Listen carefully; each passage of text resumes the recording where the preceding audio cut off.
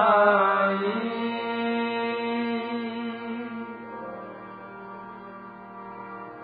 गुरु सतगुर की वडियाई, गुरु सतगुर की वडियाई, गुरु सतगुर की वडियाई।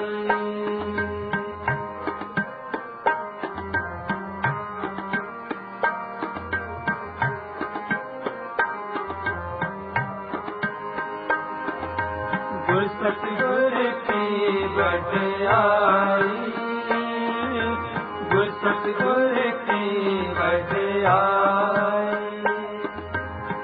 गुरु सिखा के मन पावदी,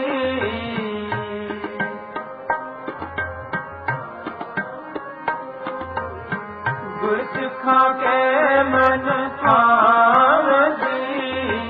गुरु सतगुर की वडियाई, गुरु सतगुर की वडियाई, गुरु सतगुर की वडियाई, गुरु सतगुर की वडियाई।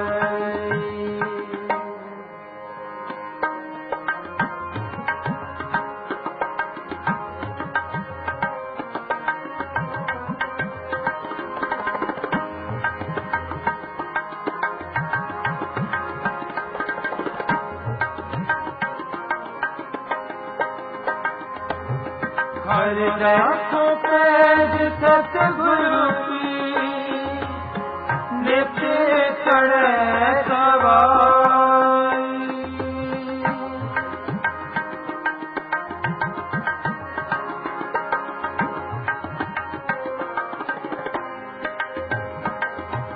हर रातों पे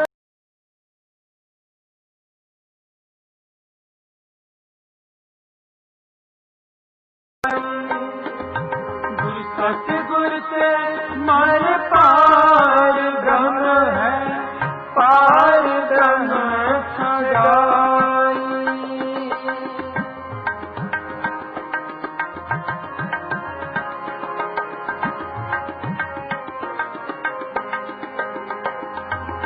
गुरु सतगुर के मन पार ब्रह्म है, पार ब्रह्म छुड़ाई। गुरु सतगुर की वडियाई, गुरु सतगुर की वडियाई, गुरु सतगुर की वडियाई, गुरु सतगुर की वडियाई। गुरु सिखा के मन पावदी, गुरु सिखा के मन पावदी, गुरु सिखा के मन पावदी, गुरु सिखा के मन पावदी। गुरु सतगुर की वडियाई, गुरु सतगुर की वडियाई, गुरु सतगुर की वडियाई, गुरु सतगुर की वडियाई।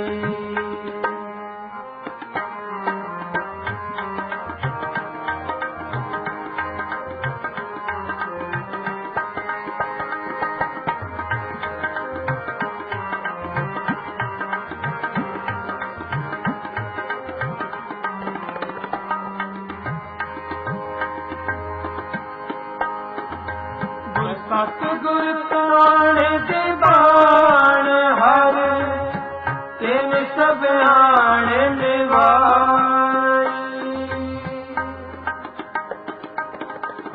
गुर सतगुर ताण दीवान हर, तिन सब आण निवाई। तिन सब आण निभाई, तिन सब आण निभाई।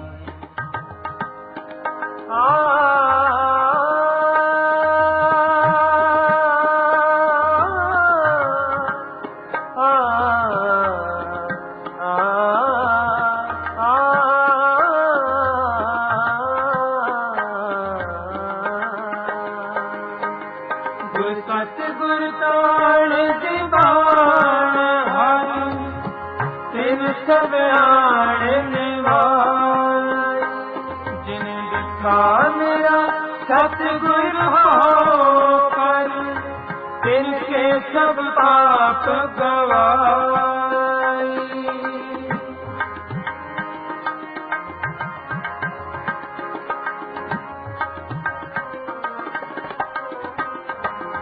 जिन दिखा मेरा सतगुर हो कर तिनके सब पाप गवाई गुर सतगुर की वड्याई गुर सतगुर की वड्याई गुर सतगुर की वड्याई गुर सतगुर की वड्याई गुर सिखा के मन पावदी गुर सिखा के मन पावदी गुर सिखा के मन पावदी गुर सिखा के मन पावदी गुर सतगुर की वड्याई गुर सतगुर की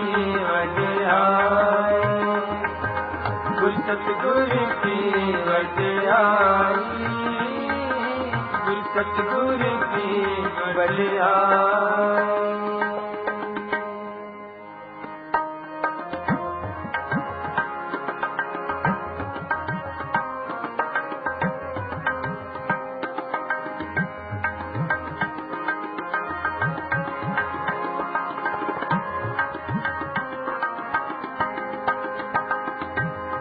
हर दरगह के मुख उजले बहुत शोभा पाई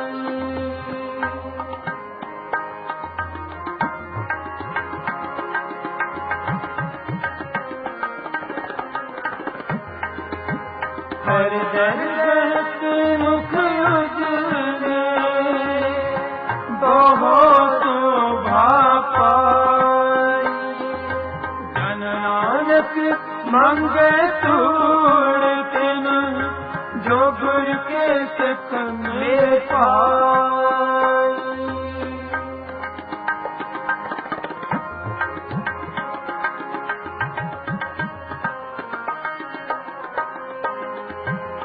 जन नानक मंगे तूड़ तिन जो गुर के सिख मेरे पाई गुर सतगुर की वड्याई गुर सतगुर की वड्याई गुर सतगुर की वड्याई गुर सतगुर की वड्याई गुर सिखा के मन पावदी गुर सिखा के मन पावदी गुर सिखा के मन पावदी गुर सिखा के मन पावदी गुर सतगुर की वड्याई गुर सतगुर की वड्याई गुर सतगुर की वड्याई गुर सतगुर की वड्याई गुर सतगुर की वड्याई गुर सतगुर की वड्याई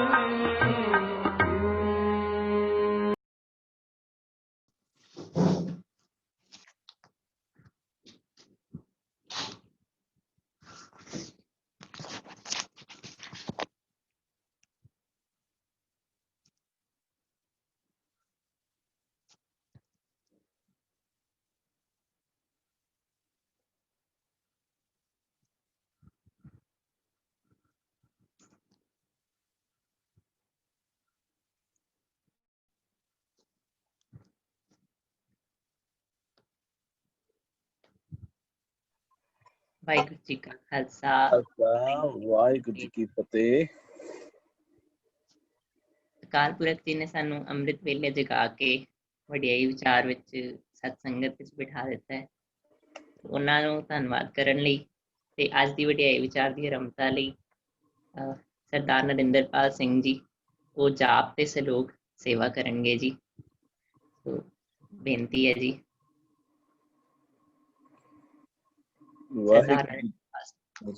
ਵਾਹਿਗੁਰੂ ਜੀ ਕੀ ਫਤਿਹ ਜੀ।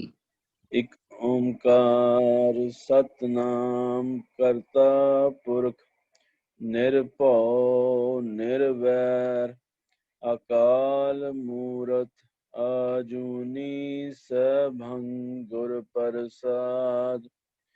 ਇੱਕ ਓਮਕਾਰ ਸਤਨਾਮ ਕਰਤਾ ਪੁਰਖ ਨਿਰਭਉ ਨਿਰਵੈਰ ਅਕਾਲ ਮੂਰਤ ਅਜੂਨੀ ਸੈਭੰ ਗੁਰ ਪ੍ਰਸਾਦ।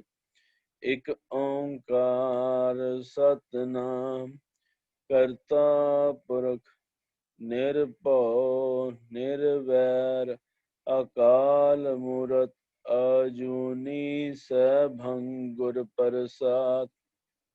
ਇੱਕ ਓਂਕਾਰ ਸਤਨਾਮ ਕਰਤਾ ਪੁਰਖ ਨਿਰਭਉ ਨਿਰਵੈਰ ਅਕਾਲ ਮੂਰਤ ਆਜੂਨੀ ਸੈਭੰ ਗੁਰ ਪ੍ਰਸਾਦ। ਇੱਕ ਓਂਕਾਰ ਸਤਨਾਮ ਕਰਤਾ ਪੁਰਖ ਨਿਰਭਉ ਨਿਰਵੈਰ ਅਕਾਲ ਮੂਰਤ ਆਜੂਨੀ ਸੈਭੰ ਗੁਰ ਪ੍ਰਸਾਦ। ਇੱਕ ਓਂਕਾਰ ਸਤਨਾਮ ਕਰਤਾ ਪੁਰਖ ਨਿਰਭਉ ਨਿਰਵੈਰ ਅਕਾਲ ਮੂਰਤ ਆਜੂਨੀ ਸੈਭੰ ਗੁਰ ਪ੍ਰਸਾਦ। ਵਾਹਿਗੁਰੂ ਵਾਹਿਗੁਰੂ ਵਾਹਿਗੁਰੂ ਵਾਹਿਗੁਰੂ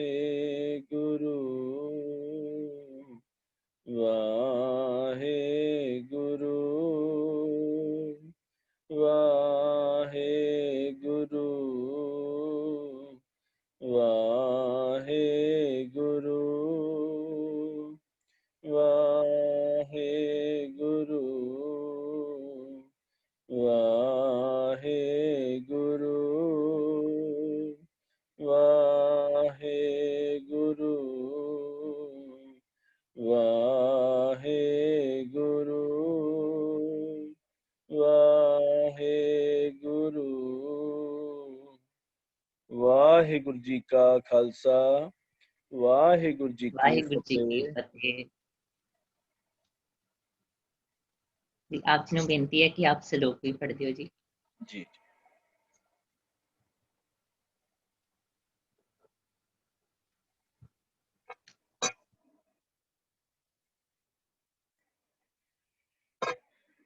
ਵਾਹਿਗੁਰੂ ਸਾਹਿਬ ਜੀ। ਮਹੱਲਾ ਪੰਜਵਾਂ। ਕਬੀਰਾ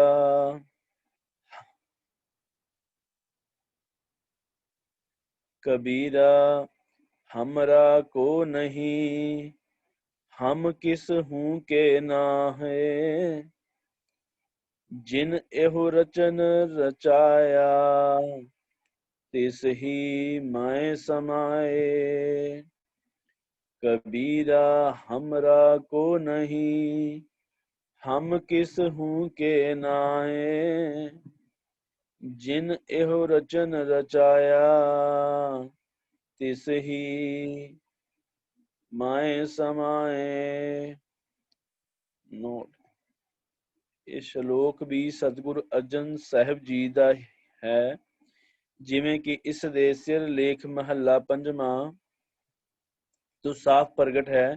ਕਬੀਰ ਜੀ ਦੇ ਸ਼ਲੋਕ ਨੰਬਰ 213 ਦੀ ਵਿਆਖਿਆ ਵਾਸਤੇ ਹੈ, ਜੋ ਉੱਤਰ ਨਾਮਦੇਵ ਜੀ ਨੇ ਤਰਲੋਚਨ ਜੀ ਨੂੰ ਦਿੱਤਾ ਸੀ। ਉਸ ਦਾ ਹਵਾਲਾ ਦੇ ਕੇ ਕਬੀਰ ਜੀ ਆਖਦੇ ਹਨ ਕਿ ਦੁਨੀਆ ਦੀ ਕਿਰਤ ਕਾਰ ਨਹੀਂ ਛੱਡਣੀ। ਇਹ ਕਰਦਿਆਂ ਹੋਇਆਂ ਹੀ ਅਸਾਂ ਆਪਣਾ ਚਿੱਤ ਇਸ ਤੋਂ ਵੱਖਰਾ ਰੱਖਣਾ ਹੈ। ਇਸ ਸ਼ਲੋਕ ਨੰਬਰ 214 ਵਿੱਚ ਗੁਰੂ ਅਰਜਨ ਸਾਹਿਬ ਜੀ ਨੇ ਇਹ ਦੱਸਿਆ ਹੈ ਕਿ ਸਾਕਾਂ ਅੰਗਾਂ ਵਿੱਚ ਰਹਿੰਦਿਆਂ ਦੇ ਤੇ ਮਾਇਆ ਵਿੱਚ ਵਰਤਦਿਆਂ ਹਰ ਵੇਲੇ ਇਹ ਚੇਤੇ ਰੱਖਣਾ ਹੈ ਕਿ ਸਭ ਕੁਝ ਇੱਥੇ ਸਿਰਫ 4 ਦਿਨ ਦੇ ਸਾਥੀ ਹਨ। ਅਸਲ ਸਾਥੀ ਪ੍ਰਮਾਤਮਾ ਦਾ ਨਾਮ ਹੈ ਤੇ ਕਿਰਤਕਾਰ ਕਰਦਿਆਂ ਉਸ ਨੂੰ ਵੀ ਹਰ ਵੇਲੇ ਯਾਦ ਰੱਖਣਾ ਹੈ। ਅਰਥ, ਹੈ ਕਬੀਰ, ਜਿਸ ਪ੍ਰਮਾਤਮਾ ਨੇ ਇਹ ਰਚਨਾ ਰਚੀ ਹੈ, ਅਸੀਂ ਤਾਂ ਉਸੇ ਦੀ ਯਾਦ ਵਿੱਚ ਟਿਕੇ ਰਹਿੰਦੇ ਹਾਂ, ਕਿਉਂਕਿ ਨਾ ਕੋਈ ਸਾਡਾ ਸਦਾ ਦਾ ਸਾਥੀ ਹੈ ਅਤੇ ਨਾ ਹੀ ਅਸੀਂ ਕਿਸੇ ਦੇ ਲਈ ਸਦਾ ਲਈ ਸਾਥੀ ਬਣ ਸਕਦੇ ਹਾਂ। ਬੇੜੀ ਦੇ ਪੂਰ ਦਾ ਮੇਲਾ ਹੈ।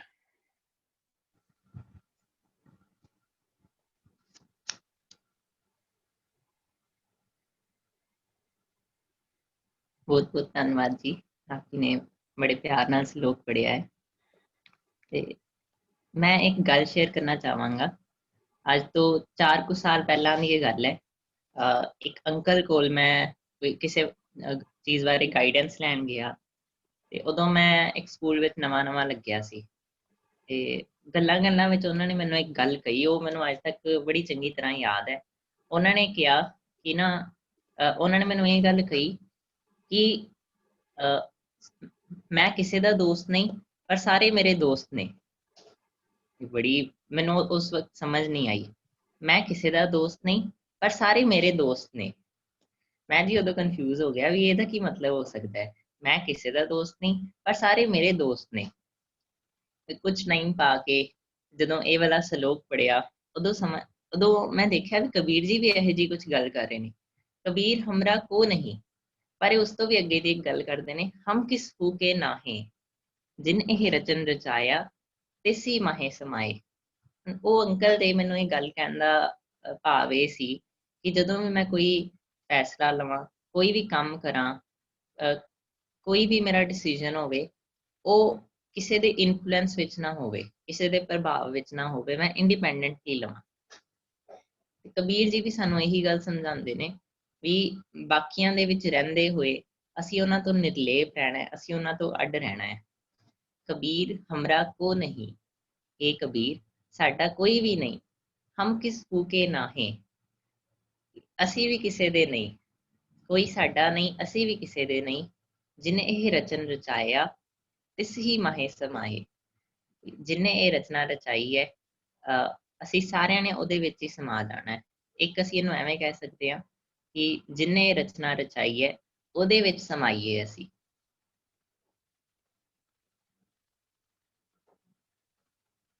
ਜਦੋਂ ਇਹ ਸ਼ਲੋਕ ਅਸੀਂ ਪੜ੍ਹਦੇ ਹਾਂ ਤੇ ਜਦੋਂ ਮੈਂ ਇਹ ਪਹਿਲੀ ਵਾਰ ਪੜ੍ਹਿਆ ਸੀ ਤੇ ਮੈਨੂੰ ਲੱਗਿਆ ਵੀ ਇੱਕ ਜਗ੍ਹਾ ਸਾਨੂੰ ਇਹ ਗੱਲ ਕਹੀ ਗਈ ਹੈ, ਸਭ ਕੋ ਮੀਤ ਹਮ ਆਪਨ ਕੀਨਾ ਹਮ ਸਭਨਾ ਕੇ ਸਾਜਨ, ਵੀ ਸਾਰਿਆਂ ਨੂੰ ਅਸੀਂ ਆਪਣਾ ਮਿੱਤਰ ਬਣਾ ਲਿਆ, ਅਸੀਂ ਵੀ ਸਾਰਿਆਂ ਦੇ ਮਿੱਤਰ ਹਾਂ। ਤੇ ਇੱਥੇ ਕਬੀਰ ਜੀ ਕਹਿੰਦੇ ਨੇ ਕਿ ਕਬੀਰ ਹਮਰਾ ਕੋ ਨਹੀਂ ਹਮ ਕਿਸ ਫੂਕੇ ਨਾਏ, ਵੀ ਇਹਦੇ ਵਿੱਚ ਕੀ ਵਿਸਮਾਦ ਹੈ। ਇਹਦਾ ਅਰਥ ਇਹ ਹੈ ਕਿ ਜਦੋਂ ਸਾਨੂੰ ਇਹ ਵਾਲੀ ਗੱਲ ਦੀ ਸਮਝ ਆ ਜਾਏਗੀ ਕਿ ਸਾਡਾ ਕੋਈ ਨਹੀਂ, ਅਸੀਂ ਕਿਸੇ ਦੇ ਨਹੀਂ, ਤਾਂ ਇਹਦਾ ਇੱਕ ਇਹਦੀ ਇੰਪਲੀਕੇਸ਼ਨ ਜੋ ਹੋਏਗੀ ਉਹ ਇਹ ਹੋਏਗੀ ਕਿ ਸਾਰੇ ਹੀ ਫਿਰ ਸਾਡੇ ਹੋ ਜਾਣਗੇ। ਜਿਵੇਂ ਉਦਾਹਰਨ ਦੇ ਤੌਰ ਤੇ ਜੇ ਮੈਂ ਕਹਾਂ ਕਿ ਮੇਰਾ ਕੋਈ ਸਵਾਲ ਨਹੀਂ, ਤਾਂ ਇਹਦਾ ਮਤਲਬ ਹੈ ਵੀ ਮੇਰੇ ਸਾਰੇ ਸਵਾਲ ਹੱਲ ਹੋ ਗਏ। ਇਸੇ ਤਰ੍ਹਾਂ ਜੇ ਮੇਰਾ ਕੋਈ ਮਿੱਤਰ ਨਹੀਂ, ਕੋਈ 1 2 5 ਬੰਦਿਆਂ ਨੂੰ ਮੈਂ ਆਪਣਾ ਮਿੱਤਰ ਨਹੀਂ ਕਹਿੰਦਾ, ਮਤਲਬ ਸਾਰੇ ਹੀ ਮੇਰੇ ਮਿੱਤਰ ਹੋ ਗਏ। ਸੋ ਜਦੋਂ ਇਹ ਵਾਲੀ ਸਾਡੇ ਵਿੱਚ ਭਾਵਨਾ ਆ ਜਾਏਗੀ ਕਿ ਕੋਈ ਮੈਂ 4-5 ਬੰਦਿਆਂ ਨੂੰ ਆਪਣਾ ਮਿੱਤਰ ਨਾ ਕਵਾਂ, ਤੇ ਫਿਰ ਸਾਰੇ ਹੀ ਮੇਰੇ ਮਿੱਤਰ ਮੈਨੂੰ ਲੱਗਣਗੇ, ਮੈਨੂੰ ਸਾਰੀ ਦੁਨੀਆ ਹੀ ਆਪਣੀ ਮਿੱਤਰ ਲੱਗੇਗੀ। ਵਰਿੰਦਰਜੀਤ ਆਂਟੀ ਜੀ ਦਾ ਹੈਂਡ ਰੇਜ਼ ਹੈ ਜੀ, ਅਸੀਂ ਉਹਨਾਂ ਦੇ ਵਿਚਾਰ ਸੁਣ ਲਈਏ।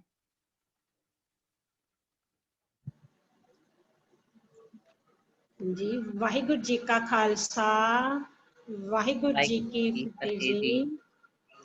ਹਾਂਜੀ, ਅੱਜ ਦਾ ਸ਼ਲੋਕ ਹੈ ਜੀ। ਇੰਦਰਪਾਲ ਜੀ ਮੇਰੀ ਆਵਾਜ਼ ਆ ਰਹੀ ਹੈ? ਹਾਂਜੀ ਆंटी जी आ रही है जी। ठीक है जी। कबीरा हमरा को नहीं हम किस हूँ के नाहे, जिन ए रचन रचाया तिस ही माहे समाहे। गुरु जी कहते हैं संसार विच जिन्ने भी परम पदार्थ ते स्थान हैं सब प्रभु दे बनाए हुए हैं, पर ये सारे है नाशवंत, इसलिए इन्हां विचों कोई भी साडे नाल निभण वाला नहीं है ਅਤੇ ना ही असी किसी नाल निभण वाले हाँ। इसलिए जो अमर ते अविनाशी है वो है परमात्मा। उस रचनहार नूं सिमरिए जो सदा अंग संगे अपंगम बेपूते है, क्योंकि सारे जीव उस एक ओंकार विच समा जाते हैं। श्री गुरु अर्जन देव जी का फरमान है, साथियड़ा प्रभ एक दूसर नाहे कोए, थान थनंतर आप जलथल पूर सोए। गुरु जी कहते हैं कि सिर्फ परमात्मा ही सदा नाल निभण वाला साथी है, उस तो बिना होर कोई साथी नहीं है साडा। ਉਹੀ परमात्मा पानी विच है, धरती विच है, हरेक थां विच वस रहा है ते सब जीवां नूं दाता देण वाला है। सो इस श्लोक तो बिल्कुल क्लीयर है कि अपना नाल निभण वाला परमात्मा ही है। आपां परमात्मा नूं ही साथी बनाइए, होर अपने नाल कोई निभण वाला नहीं है। वाहिगुरू जी का खालसा, वाहिगुरू जी की फतेह जी। बहुत धन्यवाद जी। कबीर जी ਦੇ ਇੱਕ ਹੋਰ ਸ਼ਲੋਕ ਉਹਦੇ ਵਿੱਚ ਬਿਲਕੁਲ ਇਹੀ ਗੱਲ ਕਹੀ ਗਈ ਹੈ।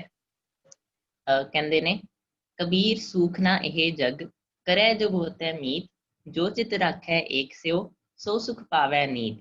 ਵੀ हे ਕਬੀਰ, ਜਿਹਦੇ ਇਸ ਦੁਨੀਆ ਵਿੱਚ ਬੜੇ ਸਾਰੇ ਮਿੱਤਰ ਹੋਣ ਉਹਨੂੰ ਸੁੱਖ ਨਹੀਂ ਹੁੰਦਾ, ਤੇ ਜਿਹਦਾ ਉਹ ਇੱਕ ਪਰਮਾਤਮਾ ਮਿੱਤਰ ਹੋਵੇ ਉਹਨੂੰ ਫਿਰ ਹਰ ਰੋਜ਼ ਹੀ ਸੁੱਖ ਮਿਲਦਾ ਰਹਿੰਦਾ ਹੈ। ਇਹ ਵੀ ਇਸ ਸ਼ਲੋਕ ਦਾ ਇੱਕ ਮਤਲਬ ਹੈ ਵੀ ਬਾਕੀ ਸਾਰੇ ਮੇਰੇ ਮਿੱਤਰ ਨਹੀਂ, ਪਰ ਕੌਣ ਮਿੱਤਰ ਹੈ? ਉਹ ਇੱਕ ਪਰਮਾਤਮਾ ਮਿੱਤਰ ਹੈ। ਤੇ ਜਦੋਂ ਉਹ ਮਿੱਤਰ ਹੋ ਗਿਆ ਫਿਰ ਉਹਦੀ ਸਾਰੀ ਸ੍ਰਿਸ਼ਟੀ ਵੀ ਮੇਰੀ ਮਿੱਤਰ ਹੀ ਹੈ। ਆਸਾ ਕੀ ਵਾਰ ਵਿੱਚ ਗੁਰੂ ਨਾਨਕ ਦੇਵ ਜੀ ਸਾਨੂੰ ਦੱਸਦੇ ਨੇ, ਜੋ ਆਇਆ ਸੋ ਚੱਲਸੀ ਸਭ ਕੋਈ ਆਈ ਵਾਰੀ ਹੈ। ਕਿ ਜਿਹੜਾ ਆਇਆ ਉਹਨੇ ਜਾਣਾ ਹੀ ਜਾਣਾ ਹੈ। ਕੋਈ ਵੀ ਇੱਕ ਵੀ ਬੰਦਾ ਇਹੋ ਜਿਹਾ ਨਹੀਂ ਹੋਇਆ ਜਿਹੜਾ ਆਇਆ ਸੀ ਤੇ ਰੁਕਿਆ ਰਹਿ ਗਿਆ। ਇੱਕ ਵੀ ਨਹੀਂ ਐਸਾ ਹੋਇਆ। ਜਿਹੜਾ ਆਇਆ ਉਹਨੇ ਜਾਣਾ ਹੀ ਜਾਣਾ ਹੈ। ਇਹ ਕੁਦਰਤ ਦਾ ਨਿਯਮ ਹੈ। ਸਭ ਕੁਛ ਕਹਿ ਲਓ ਇੱਕ ਮੋਮਬੱਤੀ ਵਾਂਗੂ ਹੈ ਵੀ ਉਹਦੀ ਮੋਮ ਇੱਕ ਦਿਨ ਖਤਮ ਹੋਣੀ ਹੀ ਹੋਣੀ ਹੈ। ਇੱਕ ਕੋਈ ਹੋਰ ਵਿਦਵਾਨ ਇਹਨੂੰ ਐਵੇਂ ਕਹਿੰਦੇ ਨੇ ਕਿ ਸਪੋਜ਼ ਕਰੋ ਕੋਈ ਟੋਰਚ ਹੋਵੇ, ਕੋਈ ਲਾਈਟ ਹੋਵੇ, ਉਹ ਇੱਕ ਪਹਿਲਾਂ ਬੰਦੇ ਕੋਲ ਸੀ, ਉਹਨੇ ਫਿਰ ਅਗਲੇ ਨੂੰ ਫੜਾਤੀ, ਉਹਨੇ ਅਗਲੇ ਨੂੰ ਫੜਾਤੀ, ਫੜ ਕੇ ਕਿਸੇ ਇੱਕ ਨੇ ਰੱਖਣੀ ਹੀ ਨਹੀਂ। ਕਈ ਵਾਰੀ ਅਸੀਂ ਉਹ ਗੇਮਸ ਵਿੱਚ ਜਾਂਦੇ ਹਾਂ, ਗੇਮਸ ਖੇਲਦੇ ਹਾਂ ਨਾ, ਵੀ ਇੱਕ ਸਰਕਲ ਬਣਾ ਲੈਂਦੇ ਨੇ, ਇੱਕ ਕੋਈ ਸਿਰਹਾਣਾ ਜਾਂ ਕੋਈ ਚੀਜ਼ ਫੜਾ ਦਿੰਦੇ ਨੇ, ਉਹ ਅੱਗੇ ਅੱਗੇ ਨੂੰ ਪਾਸ ਕਰੀ ਜਾਣੀ ਹੁੰਦੀ ਹੈ। ਇੱਕ ਬੰਦਾ ਫੜ ਕੇ ਨਹੀਂ ਰੱਖ ਸਕਦਾ। ਇਸੇ ਤਰ੍ਹਾਂ ਹੀ ਸਾਡੀ ਜਿੰਦ ਹੈ, ਅਸੀਂ ਉਹਨੂੰ ਫੜ ਕੇ ਨਹੀਂ ਰੱਖ ਸਕਦੇ, ਸਾਡੇ ਸਰੀਰ ਨੂੰ। ਜੋ ਆਇਆ ਸੋ ਚੱਲਸੀ। ਮੈਨੂੰ 7th 8th ਕਲਾਸ ਵਿੱਚ ਇੱਕ ਪੋਇਮ ਹੁੰਦੀ ਸੀਗੀ, ਉਹਦੇ ਵਿੱਚ ਕੀ ਸੀ, ਕੋਈ ਬੜਾ ਵੱਡਾ ਰਾਜਾ ਸੀ। ਉਹਨੂੰ ਹੁਣ ਉਹਨੇ ਆਪਣਾ ਜਿਹੜਾ ਉਹਦਾ ਰਾਜ ਸੀ ਉਹ ਵੀ ਬੜਾ ਸੋਹਣਾ ਬਣਾ ਲਿਆ, ਸਾਰਾ ਕੁਝ ਬੜਾ ਵਧੀਆ ਕਰ ਦਿੱਤਾ, ਕਿੰਨੇ ਸਾਰੇ ਨੌਕਰ ਰੱਖ ਲਏ, ਕਿੱਡੀ ਸਾਰੀ ਜ਼ਮੀਨ ਉਹਨੇ ਜਿੱਤ ਲਈ। ਫਿਰ ਉਹਨੇ ਇੱਕ ਆਪਣਾ ਵੱਡਾ ਸਾਰਾ ਇੱਕ ਸਟੈਚੂ ਬਣਵਾਇਆ ਵੀ ਲੋਕੀ ਮੈਨੂੰ ਯਾਦ ਰੱਖਣਗੇ। ਹੁਣ ਅੱਜ ਉੱਥੇ ਰੇਗਿਸਤਾਨ ਹੋ ਗਿਆ, ਉਹ ਸਟੈਚੂ ਪੂਰਾ ਡਿੱਗਿਆ ਪਿਆ ਹੈ ਤੇ ਉਹ ਰਾਜੇ ਦਾ ਕਿਤੇ ਦੂਰ ਦੂਰ ਤੱਕ ਕੋਈ ਨਾਮੋ ਨਿਸ਼ਾਨ ਵੀ ਨਹੀਂ ਰਿਹਾ। ਜੋ ਆਇਆ ਸੋ ਚੱਲਸੀ। ਸੋ एक गल कहनी कि कबीर हमरा को नहीं हम किस फूके नाए, एक बड़ी वड्डी ब्रह्मंडी सोच का संकेत है। कबीर जी की किड्डी वड्डी ब्रह्मंडी सोच है, किड्डे उच्चे एंगल तो देखते ने भी सारा कुछ ही कितना ज्यादा टैंपरेरी है, सारा कुछ ही। एक ये छोटी जी साखी आंदी है कि जदों गुरु नानक देव जी तलवंडी तो सुल्तानपुर ਲਈ ਰਵਾਨਾ ਹੋਣ ਲੱਗੇ ਸਨ, ਉਦੋਂ ਰਾਏ ਬੁਲਾਰ ਨੇ ਗੁਰੂ ਨਾਨਕ ਦੇਵ ਜੀ ਨੂੰ ਪੁੱਛਿਆ ਕਿ ਗੁਰੂ ਜੀ ਮੇਰੇ ਲਈ ਕੋਈ ਹੁਕਮ ਹੈ? ਤੇ ਗੁਰੂ ਜੀ ਨੇ ਕਿਹਾ ਵੀ ਤੂੰ ਮੰਨੇ ਤਾਂ ਹੁਕਮ ਇਹ ਹੈ ਕਿ ਜਦੋਂ ਆਪਣਾ ਤੇਰਾ ਬਲ ਕੰਮ ਨਾ ਕਰੇ, ਤੇਰੀ ਸਾਰੀ ਸ਼ਕਤੀ ਖਤਮ ਹੋ ਜਾਵੇ, ਤੈਨੂੰ ਲੱਗੇ, ਤਾਂ ਸ਼ਰਨੀ ਪੈ ਕੇ ਅਰਦਾਸ ਕਰ, ਕਰਤਾਰ ਬੋੜੀ ਕਰੇਗਾ।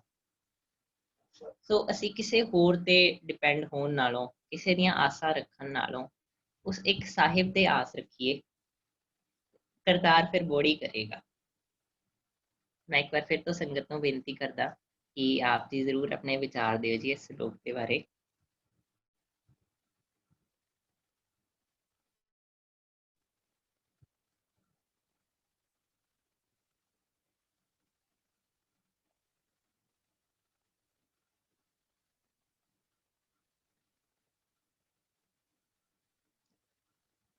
ਇੱਕ ਮੈਨੂੰ ਲੱਗਦਾ ਕਿ ਜਦੋਂ ਸਾਨੂੰ ਇਹ ਸਮਝ ਆ ਜਾਵੇ ਕਿ ਸਾਰਾ ਕੁਝ ਹੀ ਸਾਰੀ ਖਾਲਕ ਹੀ ਖਲਕ ਹੈ, ਤੇ ਫਿਰ ਮੈਨੂੰ ਸਾਰਾ ਕੁਝ ਹੀ ਆਪਣਾ ਲੱਗੇਗਾ।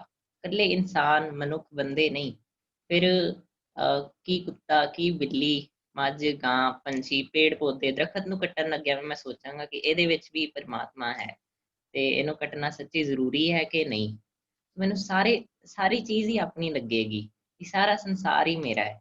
ਇੱਕ ਕੋਈ ਫਕੀਰ ਸੀ ਤੇ ਉਹਨੂੰ ਉਹ ਕਹਿੰਦਾ ਸੀ ਕਿ ਮੈਂ ਰਾਜਾ ਤੋਂ ਵੀ ਉੱਪਰ ਹਾਂ। ਕਿਸੇ ਨੇ ਕਿਹਾ ਵੀ ਜੇ ਤੂੰ ਰਾਜਾ ਤੋਂ ਉੱਪਰ ਹੈ ਤੇਰੀ ਤਾਂ ਇੱਕ ਝੋਪੜੀ ਵੀ ਆਪਣੀ ਨਹੀਂ। ਉਹ ਕਹਿੰਦਾ ਕਿ ਇਹ ਸਾਰਾ ਸੰਸਾਰ ਹੀ ਮੇਰਾ ਹੈ। ਜੇ ਮੈਂ ਇੱਕ ਝੋਪੜੀ ਪਾ ਲਵਾਂ ਤਾਂ ਮੇਰੀ ਜਿਹੜੀ ਐਗਜ਼ਿਸਟੈਂਸ ਹੈ ਉਹ ਇਕੱਲੀ ਇੱਕ ਝੋਪੜੀ ਤੱਕ ਹੈ, ਪਰ ਜਦੋਂ ਮੈਂ ਉਹਦਾ ਤਿਆਗ ਕਰਤਾ ਫਿਰ ਸਾਰਾ ਕੁਝ ਹੀ ਮੇਰਾ ਹੋ ਗਿਆ। ਮੈਂ ਜਿੱਥੇ ਮਰਜ਼ੀ ਜਾ ਸਕਦਾ, ਜਿੱਥੇ ਮਰਜ਼ੀ ਰਹਿ ਸਕਦਾ ਹਾਂ। ਹੁਣ ਇੱਕ ਹੈਂਡ ਰੇਜ਼ ਹੋਇਆ ਸੀ ਜਸਵੀਰ ਸਿੰਘ ਜੀ ਦਾ, ਜੇ ਆਪ ਜੀ ਵਿਚਾਰ ਦੇਣਾ ਚਾਹੁੰਦੇ ਹੋ ਤੇ ਇੱਕ ਵਾਰ ਫਿਰ ਤੋਂ ਕਰ ਲਓ ਜੀ ਹੈਂਡ ਰੇਜ਼। ਵਾਹਿਗੁਰੂ ਜੀ ਕਾ ਖਾਲਸਾ ਵਾਹਿਗੁਰੂ ਜੀ ਕੀ ਫਤਿਹ ਜੀ। मेरी कबीर हमरा को नहीं हम किस के ना है। कबीर जी कह रहे कि ना कोई साडा ही सदा साथी है ते ना ही किसी दे सदा ਲਈ ਅਸੀਂ ਸਾਥੀ ਬਣ ਸਕਦੇ ਹਾਂ। ਸਿਰਫ ਤੇ ਸਿਰਫ ਅਸੀਂ ਸਾਡੇ ਸਾਥੀ ਕੌਣ ਹੈ? ਸਭ ਤੋਂ ਵੱਡੇ ਸਤਿਗੁਰੂ ਹੀ ਸਾਡੇ ਸਾਥੀ ਹੈ ਜਿਨ੍ਹਾਂ ਨੇ ਕਿ ਸਾਡਾ ਸਾਥ ਨਿਭਾਉਣਾ ਹੈ। ਜਿਹੜੇ ਸਾਡੇ ਆਮ ਰਿਸ਼ਤੇਦਾਰ ਹੈ ਇਹ ਸਦਾ ਕਾਇਮ ਰਹਿਣ ਵਾਲੇ ਨਹੀਂ, ਸਦਾ ਦੁਨੀਆ ਦੇ ਵਿੱਚ ਰਹਿਣ ਵਾਲੇ ਨਹੀਂ। ਇਹਨਾਂ ਨੇ ਇੱਕ ਦਿਨ ਦੁਨੀਆ ਤੋਂ ਚਲੇ ਜਾਣਾ ਹੈ, ਕਿਉਂਕਿ ਜਿਸ ਪਰਮਾਤਮਾ ਨੇ ਰਚਨਾ ਰਚੀ ਹੈ ਨਾ ਅਸੀਂ ਤਾਂ ਉਸੇ ਦੀ ਯਾਦ ਵਿੱਚ ਹੀ ਟਿਕ ਸਕਦੇ ਹਾਂ, ਕਿਉਂਕਿ ਉਹਦੀ ਯਾਦ ਵਿੱਚ ਹੀ ਆਪਣੀ ਜਿਹੜੀ ਜ਼ਿੰਦਗੀ ਹੈ ਉਹ ਪਾ ਸਕਦੇ ਹਾਂ। ਕਿਉਂਕਿ ਜਿਹੜਾ ਸਾਡਾ ਸਤਿਗੁਰੂ ਹੈ ਨਾ ਉਹ ਬਹੁਤ ਵੱਡਾ ਹੈ, ਉਹਦੇ ਵਿੱਚ ਬਹੁਤ ਹੀ ਵੱਡੀਆਂ ਵਡਿਆਈਆਂ ਹੈ, ਕਿਉਂਕਿ ਸਤਿਗੁਰੂ ਵੱਡਾ ਖਾਲਸਾ ਇਲਾਹੀ ਹੈ ਜਿਸ ਵਿੱਚ ਵੱਡੀਆਂ ਵਡਿਆਈਆਂ। ਸਤਿਗੁਰੂ ਜੀ ਕਹਿੰਦੇ ਕਿ ਵੀ ਸਤਿਗੁਰੂ ਦੇ ਗੁਣ ਗਾਉਣੇ ਚਾਹੀਦੇ ਆ ਔਰ ਆਖਣਾ ਚਾਹੀਦਾ ਕਿ ਗੁਰੂ ਤੂੰ ਹੀ ਬਹੁਤ ਵੱਡਾ ਹੈ, ਕਿਉਂਕਿ ਗੁਰੂ ਵਿੱਚ ਵੱਡੇ ਗੁਣ ਹੈ। ਸਹਿ ਮਿਲੇ ਤਾਂ ਨਜ਼ਰੀ ਆਈਆਂ ਜਿਨ੍ਹਾਂ ਮਨੁੱਖਾਂ ਨੂੰ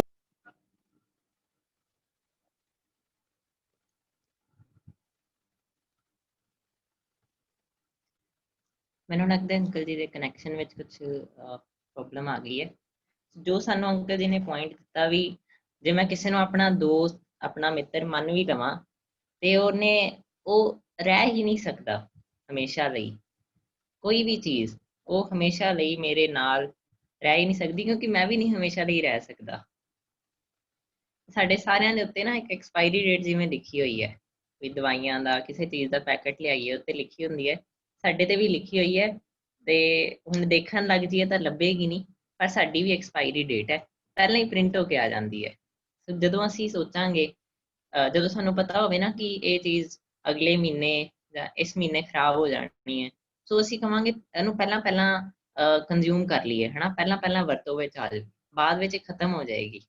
ਇਸੇ ਤਰ੍ਹਾਂ ਜਦੋਂ ਸਾਨੂੰ ਸਮਝ ਆ ਗਿਆ ਕਿ ਸਾਡੀ ਐਕਸਪਾਇਰੀ ਡੇਟ ਹੈ ਤੇ ਬੜੀ ਨੇੜੇ ਹੈ, ਬੜੀ ਛੇਤੀ ਅਸੀਂ ਉਹਦੇ ਵੱਲ ਜਾ ਰਹੇ ਹਾਂ, ਹਰ ਸਾਲ ਵੱਧਦੇ ਜਾ ਰਹੇ ਹਾਂ, ਫਿਰ ਅਸੀਂ ਵੀ ਇੱਕ ਸਾਹ ਨੂੰ ਬੜੇ ਕੀਮਤੀ ਮੰਨਾਂਗੇ ਤੇ ਉਹਨੂੰ ਪੂਰਾ ਅਸੀਂ ਉਪਯੋਗ ਵਿੱਚ ਲਿਆਉਣ ਦੀ ਕੋਸ਼ਿਸ਼ ਕਰਾਂਗੇ। ਕਹਿੰਦੇ ਕਿ ਇੱਕ ਪੰਛੀ ਨੂੰ, ਜੇ ਉਹ ਕਿਸੇ ਡਾਲ ਤੇ ਕੋਈ ਪੰਛੀ ਬੈਠਾ ਹੋਵੇ, ਹੁਣ ਉਹਨੂੰ ਕੋਈ ਪਤਾ ਨਹੀਂ ਵੀ ਉਹ ਡਾਲ ਕਦੋਂ ਟੁੱਟ ਜਾਣੀ ਹੈ, ਪਰ ਉਹਦਾ ਜਿਹੜਾ ਭਰੋਸਾ ਹੈ ਉਹ ਫਿਰ ਵੀ ਬੈਠਾ ਰਹਿੰਦਾ ਹੈ। ਉਹਨੂੰ ਡਰ ਨਹੀਂ ਹੁੰਦਾ ਕਿ ਡਾਲ ਜੇ ਟੁੱਟ ਗਈ ਤੇ ਫਿਰ ਕੀ ਹੋਏਗਾ, ਕਿਉਂਕਿ ਉਹਦਾ ਭਰੋਸਾ ਡਾਲੀ ਤੇ ਨਹੀਂ, ਉਹਦਾ ਭਰੋਸਾ ਆਪਣੇ ਖੰਭਾਂ ਤੇ ਹੈ। ਇਸੇ ਤਰ੍ਹਾਂ ਹੀ ਸਾਡਾ ਭਰੋਸਾ ਕਿਸੇ ਬੰਦੇ ਤੇ, ਕਿਸੇ ਇੱਕ ਦੋ ਬੰਦਿਆਂ ਤੇ ਵੀ, ਇਹ ਮੇਰੇ ਮਿੱਤਰ ਨੇ, ਇਹ ਮੇਰੇ ਦੋਸਤ ਨੇ, ਉਹਨਾਂ ਤੇ ਹੋਣ ਦੀ ਬਜਾਏ ਸਾਡੇ ਖੰਭਾਂ ਤੇ, ਸਾਨੂੰ ਉਡਾਣ ਵਾਲੇ ਤੇ, ਉਸ ਤੇ ਹੋ ਜਾਏ, ਹਵਾ ਤੇ ਹੋ ਜਾਏ, ਤੇ ਫਿਰ ਸਾਨੂੰ ਕੋਈ ਵੀ ਡਰ ਨਹੀਂ ਰਹੇਗਾ। ਫਿਰ ਭਾਵੇਂ ਡਾਲੀ ਟੁੱਟ ਵੀ ਜਾਵੇ ਤੇ ਸਾਡਾ ਕੁਝ ਨਹੀਂ ਜਾਏਗਾ। ਗੁਰੂ ਸਾਹਿਬ ਸਾਨੂੰ ਕਹਿੰਦੇ ਨੇ, ਜਾਕੋ ਮੁਸ਼ਕਿਲ ਅਤ ਬਣੈ ਢੋਈ ਕੋਏ ਨਾ ਦੇ। ਬੜੀ ਸਾਰੀ ਮੁਸ਼ਕਿਲ ਬਣ ਜਾਵੇ, ਕੋਈ ਵੀ ਢੋਈ ਨਾ ਦੇ। ਲਾਗੂ ਹੋਏ ਦੁਸ਼ਮਣਾ ਸਾਖ ਵੀ ਭੱਜ ਖਲੇ, ਜੋ ਤੇਰੇ ਸਾਰੇ ਮਿੱਤਰ, ਸਾਰੇ ਸਾਖ ਸੰਬੰਧੀ ਸਾਰੇ ਭੱਜ ਜਾਣ। ਸਭੋ ਭੱਜੈ ਆਸਰਾ, ਚੁੱਕੈ ਸਭ ਅਸਰਾਓ, ਸਾਰੇ ਆਸਰੇ ਭੱਜ ਜਾਣ, ਸਾਰੇ ਆਸਰੇ ਤੇਰੇ ਤੋਂ ਚੁੱਕੇ ਜਾਣ। ਚਿੱਤ ਆਵੈ ਉਸ ਪਾਰ ਬ੍ਰਹਮ, ਲੱਗੈ ਨਾ ਤੱਤੀ ਵਾਓ, ਕਿ ਉਹ ਪਾਰ ਬ੍ਰਹਮ ਤੈਨੂੰ ਚਿੱਤ ਵਿੱਚ ਵੀ ਆ ਜਾਵੇ, ਇੱਕ ਵਾਰ ਤੇਰੇ ਚੇਤੇ ਵੀ ਆ ਜਾਵੇ, ਲੱਗੈ ਨਾ ਤੱਤੀ ਵਾਓ, ਤੈਨੂੰ ਤੱਤੀ ਵਾਹ ਨਹੀਂ ਲੱਗ ਸਕਦੀ। ਇਸੇ ਸ਼ਬਦ ਵਿੱਚ ਹੀ ਅੱਗੇ ਕਹਿੰਦੇ ਨੇ, ਸਾਹਿਬ ਨਿਤਾਣਿਆ ਕਾ ਤਾਣ, ਆਏ ਨਾ ਜਾਈ ਥਿਰ ਸਦਾ, ਨਾ ਉਹ ਆਂਦਾ ਜਾਂਦਾ ਨਹੀਂ, ਹਮੇਸ਼ਾ ਵਾਸਤੇ ਥਿਰ ਹੈ। ਗੁਰ ਸ਼ਬਦੀ ਸੱਚ ਜਾਣ, ਸੱਚ ਇੱਕ ਸੱਚ ਤਾਂ ਹੁੰਦਾ ਹੈ ਕਿ ਮੈਂ ਕੋਈ ਗੱਲ ਕਹੀ ਉਹ ਠੀਕ ਹੈ ਤੇ ਉਹ ਸੱਚ ਹੈ, ਜੋ ਝੂਠ ਨਹੀਂ ਉਹ ਸੱਚ ਹੈ। ਸੱਚ ਦਾ ਇੱਕ ਮਤਲਬ ਹੋਰ ਹੈ ਜੋ ਅਟਲ ਹੈ, ਜੋ ਹਮੇਸ਼ਾ ਰਹਿਣ ਵਾਲਾ ਹੈ, ਜਿਸਨੇ ਕਦੀ ਨਹੀਂ ਜਾਣਾ। ਗੁਰ ਸ਼ਬਦੀ ਸੱਚ ਜਾਣ, ਗੁਰੂ ਦਾ ਸ਼ਬਦ, ਉਹਨੂੰ ਅਸੀਂ ਆਪਣਾ ਮਿੱਤਰ ਬਣਾਈਏ। ਫਰੀਦਾ ਖਾਲਕ ਖਲਕ ਮਹਿ, ਖਲਕ ਵਸੈ ਰਬ ਮਾਹੇ, ਮੰਦਾ ਕਿਸਨੋਂ ਆਖੀਐ, ਜਾਂ ਤਿਸ ਬਿਨ ਕੋਈ ਨਾਏ। ਵੀ ਜਦੋਂ ਸਾਨੂੰ ਇਹ ਸਮਝ ਆ ਗਈ ਕਿ ਪਰਮਾਤਮਾ ਵਿੱਚ ਸ੍ਰਿਸ਼ਟੀ ਹੈ ਤੇ ਸ੍ਰਿਸ਼ਟੀ ਵਿੱਚ ਪਰਮਾਤਮਾ ਹੈ, ਤੇ ਫਿਰ ਅਸੀਂ ਕਿਸੇ ਨੂੰ ਵੀ ਮੰਦਾ ਨਹੀਂ ਆਖਾਂਗੇ, ਅਸੀਂ ਸਾਰਿਆਂ ਨੂੰ ਆਪਣਾ ਮਿੱਤਰ ਜਾਣਾਂਗੇ, ਕੋਈ ਸਾਨੂੰ ਆਪਣਾ ਵੈਰੀ ਲੱਗੇਗਾ ਹੀ ਨਹੀਂ। ਜਾਂ ਤਿਸ ਬਿਨ ਕੋਈ ਨਾ ਹੈ। ਇੱਕ ਸਾਨੂੰ ਚੈਟ ਵਿੱਚ ਆਇਆ ਸੀ, ਲਵਪ੍ਰੀਤ ਸਿੰਘ ਰਾਮਪੁਰਾ ਫੂਲ ਤੋਂ ਲਿਖਦੇ ਨੇ, ਨਾ ਕੋ ਬੈਰੀ ਨਹੀਂ ਬਿਗਾਨਾ, ਸਗਲ ਸੰਗ ਹਮ ਕੋ ਬਨ ਆਈ। ਵੀ ਮੇਰਾ ਕੋਈ ਮਿੱਤਰ, ਮੇਰਾ ਕੋਈ ਵੈਰੀ ਨਹੀਂ, ਕੋਈ ਬਿਗਾਨਾ ਨਹੀਂ, ਤੇ ਸਾਰੇ ਸਾਡੇ ਬਣ ਕੇ ਆ ਗਏ। ਫਿਰ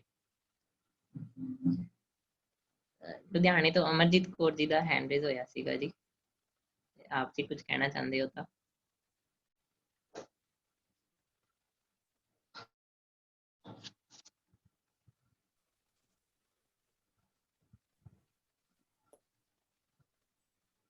ਖਾਲਸਾ, ਵਾਹਿਗੁਰੂ ਵਾਹਿਗੁਰੂ ਜੀ ਕੀ ਫਤਿਹ। ਆਵਾਜ਼ ਆ ਰਹੀ ਹੈ ਨਾ ਜੀ? ਹਾਂਜੀ ਆ ਰਹੀ ਹੈ ਜੀ। ਹੈਲੋ, ਸਤਿ ਸ਼੍ਰੀ ਅਕਾਲ ਜੀ। ਵਾਹਿਗੁਰੂ ਜੀ, ਆਵਾਜ਼ ਆ ਰਹੀ ਹੈ ਜੀ? ਹਾਂਜੀ ਹਾਂਜੀ ਹਾਂਜੀ ਹਾਂਜੀ। ਦੇਖੋ, ਇਹ ਸ਼ਲੋਕ ਵਿੱਚ ਜੋ ਦੱਸਿਆ ਕਿ ਪਰਮਾਤਮਾ ਨੇ ਜਿਹਨੇ ਰਚਨਾ ਰਚੀ ਹੈ ਉਹਦੇ ਯਾਦ ਵਿੱਚ ਟਿਕੇ ਰਹਿੰਦੇ ਆ, ਕਿਉਂਕਿ ਸਾਡਾ ਤਾਂ ਕੋਈ ਵੀ ਸਾਥੀ ਨਹੀਂ ਹੈ ਸਦਾ ਦਾ, ਹਨਾ, ਨਾ ਹੀ ਅਸੀਂ ਕਿਸੇ ਦੇ ਲਈ ਸਦਾ ਦੇ ਸਾਥੀ ਬਣ ਸਕਦੇ ਹਾਂ। ਅਸੀਂ ਕਹਿੰਦੇ ਨਾ, ਵਾਹਿਗੁਰੂ ਜੀ ਨੇ ਨਾ ਸਪਸ਼ਟ ਵਿਚਾਰਾਂ ਵਿੱਚ ਕਿਹਾ, ਉਹਨਾਂ ਨੇ ਕਿਹਾ ਕਿ ਸਾਡਾ ਲੋਕ ਵੀ ਸੁਹੇਲਾ ਹੋਏਗਾ, ਪਰਲੋਕ ਵੀ ਸੁਹੇਲਾ ਹੋਏਗਾ ਜੇ ਪੱਲੇ ਹੋਏਗਾ ਨਾਮ। ਜੇ ਨਾਮ ਪੱਲੇ ਹੋਏਗਾ ਤਾਂ ਤੁਹਾਡਾ ਹਲਤ ਵੀ ਸੁਹੇਲਾ ਤੇ ਪਲਤ ਵੀ ਸੁਹੇਲਾ, ਜਿਹਦੀ ਗਰੰਟੀ, ਜਿਵੇਂ ਹੁਣ ਸਾਡੀ ਗਰੰਟੀ ਕੋਈ ਨਹੀਂ ਭਰਦਾ, ਹਨਾ, ਨਾ ਕੋਈ ਸਾਡੇ ਰਿਸ਼ਤੇਦਾਰ ਸਾਡੀ ਗਰੰਟੀ ਦਿੰਦੇ ਆ, ਨਾ ਕੋਈ ਪਰਿਵਾਰ ਚ, ਨਾ ਮਿੱਤਰ, ਨਾ ਕੋਈ ਨਹੀਂ ਸਾਡਾ ਸਾਥੀ ਹੈ।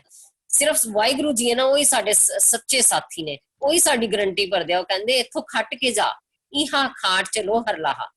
ਕੀ ਖੱਟ ਕੇ ਜਾਓ? ਨੇਕੀ, ਪਰਉਪਕਾਰ, ਨਾਮ ਧਨ, ਹਨਾ, ਸੇਵਾ। ਪਰ ਨਾ ਜਿਹੜਾ ਮਨ ਹੈ ਨਾ, ਇਹ ਮੰਨਦਾ ਹੀ ਨਹੀਂ, ਇਹ ਗੁਰੂ ਦੇ ਮਾਰਗ ਤੋਂ ਨਾ, ਦੱਸੇ ਮਾਰਗ ਤੋਂ ਉਲਟ ਹੀ ਚੱਲਦਾ ਹੈ। ਪਰ ਪਾਤਸ਼ਾਹ ਨੇ ਨਾ ਸਪਸ਼ਟ ਕੀਤਾ ਹੈ, ਨਾਮ ਸਹਾਈ ਸਦਾ ਸੰਗ, ਆਗੇ ਲੈ ਛਡਾਏ, ਮੇਰੇ ਮਨ ਹਰ ਹਰ ਨਾਮ ਤੇ ਆਏ।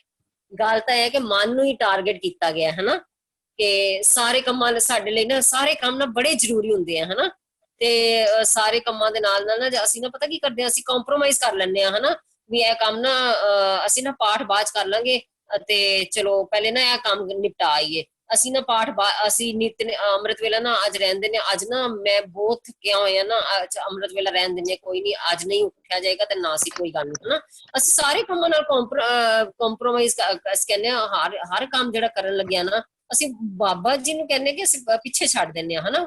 ਪਰ ਨਾਮ ਜਿਹੜਾ ਨਾ ਉਹ ਸਭ ਤੋਂ ਪਹਿਲੇ ਹੈ, ਜਿਹੜਾ ਨਾਮ ਹੈ ਨਾ ਉਹ ਸਭ ਤੋਂ ਪਹਿਲੇ ਹੈ। ਜਿਸ ਨੂੰ ਤੇਰੀ ਮਿਹਰ ਸੋ ਤੇਰੀ ਬੰਦਗੀ, ਕਹਿੰਦੇ ਆ ਨਾ, ਜੇ ਨਾਮ ਜਪੋ ਤੇ ਰੇ ਦਰਗੇ ਕਹੇ ਨਾ ਕਹੂ, ਆਦਰ ਬੈਠ ਸਭ ਦਿਓ, ਹਨਾ।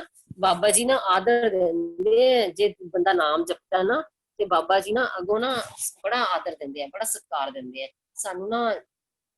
ਅਸੀਂ ਬੁਰੇ ਕੰਮਾਂ ਵੱਲ ਤਾਂ ਫਟਾਫਟ ਭੱਜ ਕੇ ਉੱਠਦੇ ਆ, ਹਨਾ, ਤੇ ਨਾਮ ਦੇ ਨਾਮ ਤੇ ਅਸੀਂ ਆਰਾਮ ਕਰਦੇ ਹੋਏ ਹੁੰਦੇ ਆ, ਹਨਾ। ਵਾਹਿਗੁਰੂ ਜੀ ਨੇ ਇਹੀ ਸਾਨੂੰ ਕਿਹਾ ਕਿ ਸ਼ਬਦ ਅਨੁਸਾਰ ਨਾ ਆਪਣੇ ਮਨ ਨੂੰ ਕੜੋ, ਆਪਣੇ ਮਨ ਨੂੰ ਕੜੋ, ਨਾਮ ਸਿਮਰਨ ਕਰੋ, ਹਨਾ। ਹਾਲਾਤ ਜਿਹੋ ਜਿਹੇ ਵੀ ਹੋਣ ਨਾ, ਸਾਡੀ ਜਿਹੜੀ ਅਵਸਥਾ ਹੈ ਨਾ ਉਹ ਸਹਿਜ ਦੀ ਹੋਣੀ ਚਾਹੀਦੀ ਹੈ। ਕਹਿੰਦੇ ਨਾ, ਭਾਈ ਪਿੰਦਰਪਾਲ ਸਿੰਘ ਜੀ ਦਾ ਮੈਂ ਸੁਣ ਰਹੀ ਸੀ, ਵਚਨ ਸੁਣ ਰਹੀ ਸੀ, ਇੱਕ ਦਿਨ ਕਹਿ ਰਹੇ ਸੀ, ਕਹਿੰਦੇ ਜਦੋਂ ਚੰਗੇ ਕੰਮਾਂ ਵੱਲ ਸਾਡਾ ਰੁਝਾਨ ਵੱਧਦਾ ਹੈ ਨਾ, ਤੇ ਮਾੜੇ ਕੰਮਾਂ ਵੱਲ ਨਾ ਸਾਡਾ ਰੁਝਾਨ ਆਪੇ ਘਟਦਾ ਜਾਏਗਾ। ਤੇ ਇੱਕ ਦਿਨ ਐਸਾ ਆਏਗਾ ਜਿਹੜੀ ਪੁੰਨਾਂ ਦੀ ਬਿਰਤੀ ਹੈ ਨਾ ਉਹ ਉੱਚੀ ਹੋ ਜਾਏਗੀ, ਤੇ ਪਾਪਾਂ ਦੀ ਪੰਡ ਹੈ ਨਾ ਜਿਹੜੀ ਉਹ ਨੀਚੀ ਹੋ ਜਾਏਗੀ। है ना। सो ਅਸੀਂ ਗੁਰਬਾਣੀ ਦੇ ਸ਼ੀਸ਼ੇ ਵਿੱਚ ਆਪਣੇ ਮਨ ਨੂੰ ਦੇਖੀਏ, ਆਪਣੇ ਮਨ ਨੂੰ, ਉਸ ਅਨੁਸਾਰ ਮਨ ਨੂੰ ਸਵਾਰਨ ਲਈ ਅਸੀਂ ਹਮੇਸ਼ਾ ਯਤਨ ਕਰਦੇ ਰਹੀਏ, ਹੈ ਨਾ। ਠੀਕ ਹੈ ਨਾ। ਵਾਹਿਗੁਰੂ ਜੀ ਕਾ ਖਾਲਸਾ, ਵਾਹਿਗੁਰੂ ਜੀ ਵਾਹਿਗੁਰੂ ਜੀ ਕੀ ਫਤਿਹ ਜੀ। ਬੜੀਆਂ ਸਾਰੀਆਂ ਗੱਲਾਂ ਸਾਨੂੰ ਆਂਟੀ ਜੀ ਨੇ ਬੜੇ ਸੰਖੇਪ ਵਿੱਚ ਦੱਸੀਆਂ ਨੇ। ਇੱਕ ਗੱਲ ਜਿਹੜੀ ਮੈਨੂੰ ਬੜੀ ਵਧੀਆ ਲੱਗੀ, ਪਰਮੇਸ਼ਰ ਪਿੱਛੇ ਚੱਲਣ ਵਾਲਿਆਂ ਨੂੰ ਆਗੂ ਬਣਾ ਦਿੰਦਾ ਹੈ। ਵਾਹ ਜੀ, ਪਰਮੇਸ਼ਰ ਪਿੱਛੇ ਚੱਲਣ ਵਾਲਿਆਂ ਨੂੰ ਆਗੂ ਬਣਾ ਦਿੰਦਾ ਹੈ। ਜਿਹੜਾ ਉਹਦੇ ਪਿੱਛੇ ਚੱਲੇ ਉਹਨੂੰ ਫਿਰ ਉਹ ਆਗੂ ਬਣਾ ਦਿੰਦਾ ਹੈ। ਬਹੁਤ ਬਹੁਤ ਧੰਨਵਾਦ ਜੀ। ਹੁਣ ਅਸੀਂ ਅਗਲੇ ਸ਼ਲੋਕ ਤੇ ਚੱਲਦੇ ਹਾਂ। ਮੈਂ ਅੰਕਲ ਜੀ ਨੂੰ ਬੇਨਤੀ ਕਰਾਂਗਾ ਕਿ ਉਹ ਅਗਲਾ ਸ਼ਲੋਕ ਅੱਜ ਦਾ ਪੜ੍ਹ ਦੇਣ ਜੀ।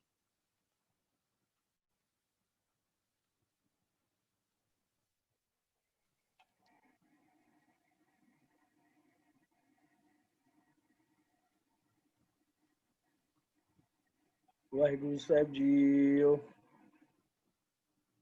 ਕਬੀਰ ਕੀਚੜ ਆਟਾ ਗਿਰ ਪਰਿਆ, ਕਿਛੂ ਨ ਆਇਓ ਹਾਥ, ਪੀਸਤ ਪੀਸਤ ਚਾਬਿਆ,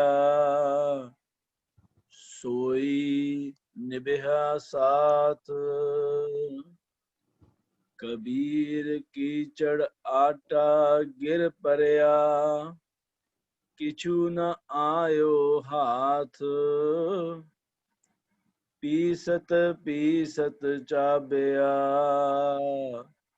ਸੋਈ ਨਿਭਿਆ ਸਾਥ।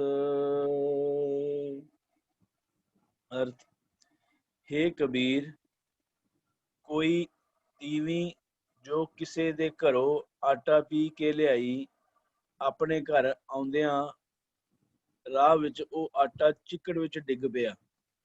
ਉਸ ਵਿਚਾਰੀ ਦੇ ਹੱਥ ਪੱਲੇ ਕੁਝ ਵੀ ਨਾ ਪਿਆ। ਚੱਕੀ ਪੀਂਦਿਆਂ ਜਿਤਨੇ ਕੁ ਦਾਣੇ ਉਸਨੇ ਚੱਬ ਲਏ, ਬਸ ਉਹੀ ਉਸਦੇ ਕੰਮ ਆਇਆ। ਨੋਟ, ਪਰਮਾਤਮਾ ਦਾ ਸਿਮਰਨ ਕਰਨ ਵਾਸਤੇ ਦਿਨ ਦੇ ਕਿਸੇ ਖਾਸ ਵੇਲੇ ਨੂੰ ਜਾਂ ਉਮਰ ਦੇ ਕਿਸੇ ਖਾਸ ਹਿੱਸੇ ਨੂੰ ਉਡੀਕਦੇ ਨਹੀਂ ਰਹਿਣਾ। ਸੁਭਾਅ ਐਸਾ ਬਣਾਈਏ ਕਿ ਹਰ ਵੇਲੇ ਹਰੇਕ ਕਿਰਤਕਾਰ ਵਿੱਚ ਰੱਬ ਚੇਤੇ ਰਹੇ। ਜੇ ਸਾਰਾ ਦਿਨ ਕਾਰ ਵਿਹਾਰ ਵਿੱਚ ਰੱਬ ਨੂੰ ਵਿਸਾਰ ਕੇ ਚੋਰ ਬਜ਼ਾਰੀ ਠੱਗੀ ਫਰੇਬ ਕਰਦੇ ਰਹੇ ਤੇ ਸਵੇਰ ਵੇਲੇ ਮੰਦਰ ਗੁਰਦੁਆਰੇ ਵਿੱਚ ਰਾਮ ਰਾਮ ਕਰ ਆਏ ਜਾਂ ਇਸ ਕਮਾਈ ਵਿੱਚੋਂ ਕੁਝ ਦਾਨ ਪੁੰਨ ਕਰ ਦਿੱਤਾ, ਤਾਂ ਇਹ ਉਦਮ ਉਹੀ ਜਾਣੋ ਜਿਵੇਂ ਘੰਟਾ 2 ਘੰਟੇ ਲਾ ਕੇ ਪੀਠਾ ਹੋਇਆ ਆਟਾ ਰਾਹ ਵਿੱਚ ਆਉਂਦਿਆਂ ਚਿੱਕੜ ਵਿੱਚ ਡਿੱਗ ਪਿਆ।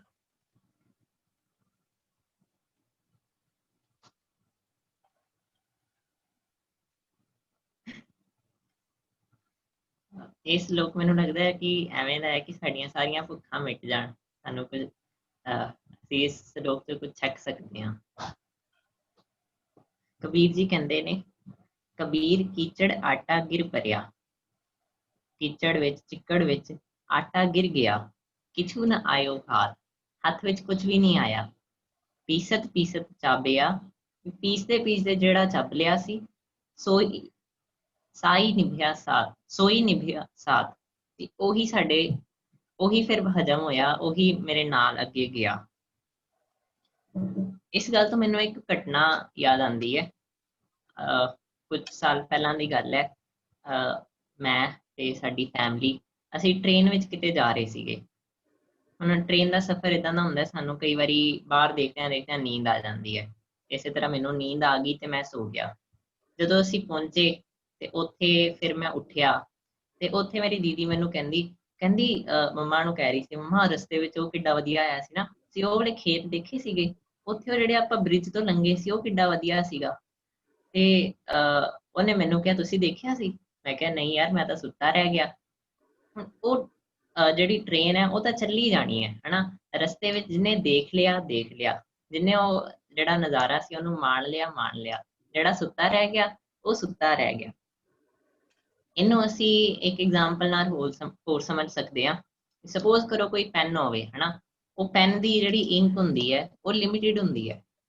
ਉਹ ਤੁਸੀਂ ਚਲਾਈ ਚੱਲੋਗੇ, ਉਹ ਇੰਕ ਇੱਕ ਨਾ ਇੱਕ ਦਿਨ ਖਤਮ ਹੋ ਜਾਣੀ ਹੈ। ਤੇ ਜੇ ਤੁਸੀਂ ਖਤਮ ਹੋਣ ਦੇ ਬਾਅਦ ਵਿੱਚ ਪਛਤਾਏ ਕਿ ਹਾਏ ਮੈਂ ਇਹਦੇ ਨਾਲ ਕੁਝ ਚੰਗਾ ਨਹੀਂ ਲਿਖ ਸਕਿਆ, ਮੈਂ ਐਵੇਂ ਬੈਠਾ ਲਕੀਰਾਂ ਹੀ ਖਿੱਚਦਾ ਰਹਿ ਗਿਆ ਹਨਾ, ਕੁਝ ਮੈਂ ਇਹਦੇ ਨਾਲ ਕਿੰਨਾ ਕੁਝ ਚੰਗਾ ਲਿਖ ਸਕਦਾ ਸੀ।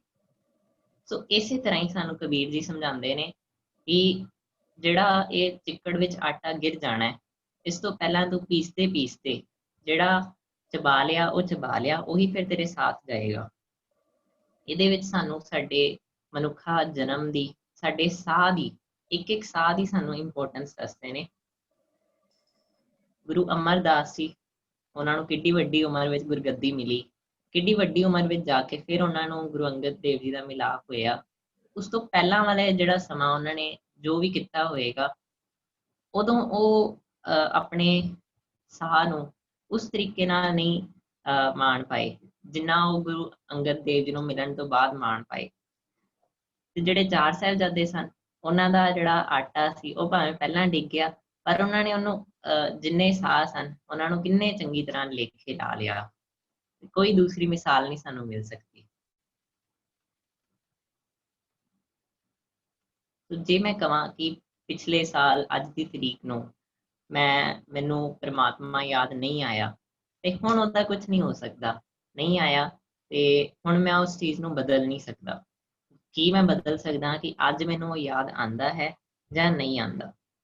ਕੋਈ ਗ੍ਰੰਥੀ ਜੀ ਹੋਣ, ਉਹ ਪਾਠ ਕਰੀ ਚੱਲਣ ਕਰੀ ਚੱਲਣ ਕਰੀ ਚੱਲਣ, ਸਾਰਾ ਉਹਨਾਂ ਦੇ ਉੱਤੋਂ ਦੀ ਲੰਘੀ ਜਾਏ, ਉਹਨਾਂ ਦੇ ਅੰਦਰ ਨਾ ਜਾਏ। ਸਫਲ ਕਿਹੜਾ ਹੈ? ਜਿਹੜਾ ਉਹਨਾਂ ਦੇ ਅੰਦਰ ਵਸ ਜਾਏ। ਇੱਥੇ ਅਸੀਂ ਕਿੰਨੀਆਂ ਗੱਲਾਂ ਕਰ ਰਹੇ ਹਾਂ ਹਨਾ, ਤੇ ਇਹੋ ਜਿਹੀਆਂ 1000 ਗੱਲਾਂ ਸਾਡੇ ਉੱਪਰੋਂ ਲੰਘ ਜਾਣ, ਕਿਸੇ ਕੰਮ ਦੀਆਂ ਨਹੀਂ। ਕਿਹੜੀ ਕੰਮ ਦੀ ਹੈ? ਜਿਹੜੀ ਇੱਕ ਗੱਲ ਅੱਧੀ ਗੱਲ ਸਾਡੇ ਅੰਦਰ ਵਸ ਜਾਵੇ, ਉਹ ਸਾਡੇ ਕੰਮ ਦੀ ਹੈ, ਉਹ ਸਾਡੇ ਨਾਲ ਜਾਏਗੀ। ਇੱਕ ਸਾਨੂੰ ਚੈਟ ਵਿੱਚ ਜਸਵੀਰ ਸਿੰਘ ਜੀ ਦਾ ਆਇਆ ਹੈ, ਸਾਨੂੰ ਸੱਚੀ ਸੁੱਚੀ ਕਿਰਤ ਮਿਹਨਤ ਕਰਨੀ ਚਾਹੀਦੀ ਹੈ, ਹਰ ਸਮੇਂ ਪਰਮਾਤਮਾ ਯਾਦ ਰਹੇ। ਸਾਡਾ ਸਵੇਰ ਵੇਲੇ ਮੰਦਿਰ ਗੁਰਦੁਆਰਾ ਜਾਣ ਦਾ ਕੋਈ ਫਾਇਦਾ ਨਹੀਂ ਜੇ ਅਸੀਂ ਠੱਗੀ ਫਰੇਬ ਕਰਦੇ ਰਹੇ। ਬਿਲਕੁਲ ਜੀ, ਬਹੁਤ ਵਧੀਆ ਜੀ।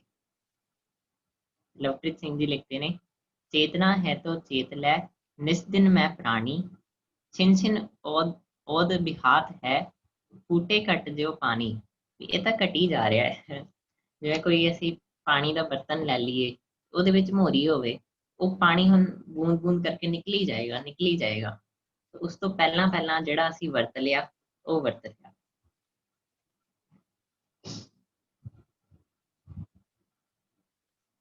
ਉਹਦੀ ਸੰਗਤ ਵਿੱਚੋਂ ਕੋਈ ਵਿਚਾਰ ਆਪਣੇ ਦੇਣਾ ਚਾਹਵੇ।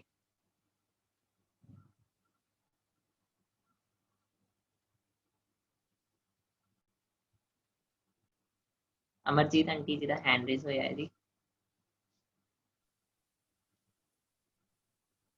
ਹਾਂਜੀ, ਵਾਹਿਗੁਰੂ ਜੀ ਕਾ ਖਾਲਸਾ, ਵਾਹਿਗੁਰੂ ਜੀ ਕੀ ਫਤਿਹ ਜੀ। ਹਾਂਜੀ, ਤੁਸੀਂ ਇਹ ਜਿਹੜਾ ਅਸੀਂ ਸ਼ਲੋਕ ਪੜ੍ਹ ਰਹੇ ਹਾਂ ਇਹ ਵਾਲਾ, ਤੇ ਵੀ ਕੁਛ ਵੀ ਨਹੀਂ ਆਇਆ ਹੱਥ, ਹਨਾ। ਅਸੀਂ ਜੇ ਧਿਆਨ ਨਾਲ ਕੋਈ ਗੱਲ ਨੂੰ ਸੁਣਾਂਗੇ ਹੀ ਨਹੀਂ ਤੇ ਫਿਰ ਸਾਡੇ ਹੱਥ ਕੁਛ ਵੀ ਨਹੀਂ ਲੱਗਣਾ, ਹਨਾ। ਤੇ ਜਿਵੇਂ ਅਸੀਂ ਜੋ ਵੀ ਸੁਣਦੇ ਹਾਂ, ਅਸੀਂ ਆਪਣੇ ਮਨ ਦੇ ਅੰਦਰ ਪਾਈਏ ਹਰ ਗੱਲ ਨੂੰ।